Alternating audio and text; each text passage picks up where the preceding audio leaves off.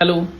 UPSC मध्ये 2025 साली उत्तीर्ण झालेल्या ज्या मुलांशी आपण संवाद साधतोय त्याच्यापैकी दुसरा कॅन्डिडेट आज आपल्यासोबत आहे रोहित मालवेकर.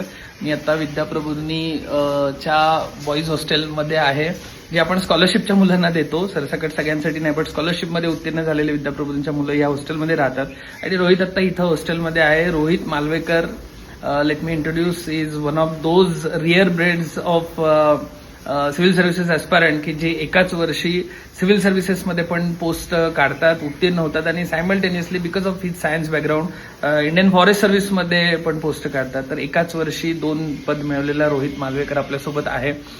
रोहित सोबत आपण 28 सगळ्यात महत्त्वाचं रविवारी 28 तारखेला सकाळी 10 वाजता विद्याप्रबोधिनीमध्ये डिटेलमध्ये बोलणार आहोत. बट इन शॉर्ट, रोहित, कशी होती जर्नी सिव्हिल सर्व्हिसेस प्रिपरेशनची?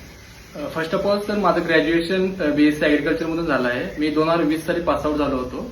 त्यानंतर मी 2022 साली मी माझा फर्स्ट अटेम्प्ट दिला होता, ज्यावेळी मला अपयश आलं. पण त्यानंतर लगेच मी 2023ला लगेच प्री दिली. त्यावेळी मी मेन्सलाही देखील होतो. बट अनफॉर्च्युनेटली मला इंटरव्ह्यूला कॉल नाही आला. पण एक विश्वास होता की मी करू शकतो. त्यामुळे जोमाने परत प्रयत्न केले, थोडे जे इश्यू होते त्यावर वर्क केले. पण असं झाले की 2024ला परत प्री ओढली. त्यानंतर परत त्यासाठी मग थोडं सेटबॅक्स आले, थोडे मग गावी आलो, 1 महिना गॅप घेतला. त्यानंतर पुन्हा एकदा 25 साठी मी प्रिपरेशन सुरू केलं. ते मोस्टली कोल्हापूरमधूनच केलं आणि 2025 साली मला फॉर्च्युनेटली सिव्हिलमध्ये रँक आली आणि इंडियन फॉरेस्ट सर्व्हिसमध्ये ही रँक आली. आणि या प्रवासामध्ये मला असं जाणवते की कन्सिस्टन्सी खूप महत्वाची आहे आणि स्वतःवरचा विश्वास खूपच महत्वाचा आहे. करेक्ट.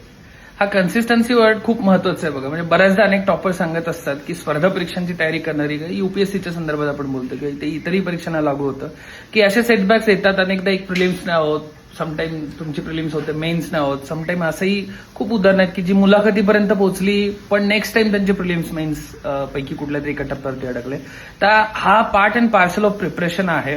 ओव्हरऑल ही जर्नी मुळात चालते कशी, अशा सेटबॅक्सला कसं हँडल करायचं, प्रिपरेशन इम्प्रूव्ह कसं करायचं जेव्हा तुमचे मेन्स नाही होत, तर पुढे काय गोष्टी करायच्या आहेत की ज्यांनी नेक्स्ट टाइम ती मेन झाली पाहिजे. प्रिलिम्स नाही होत तर काय गोष्टी केल्या पाहिजे ज्यांनी नेक्स्ट टाइमची प्रिलिम्स झाली पाहिजे, या सगळ्या जर्नीविषयी आपण बोलणार आहोत. रोहित तर आत्ताच आपल्याकडे इथं विद्याप्रबोधिनीमध्ये हॉस्टेलला आहे. Hostel is a very typical hostel. तुम्ही बघताय की गादीवरती बेडशीट पण नाहीये. So this is a very typical boys hostel.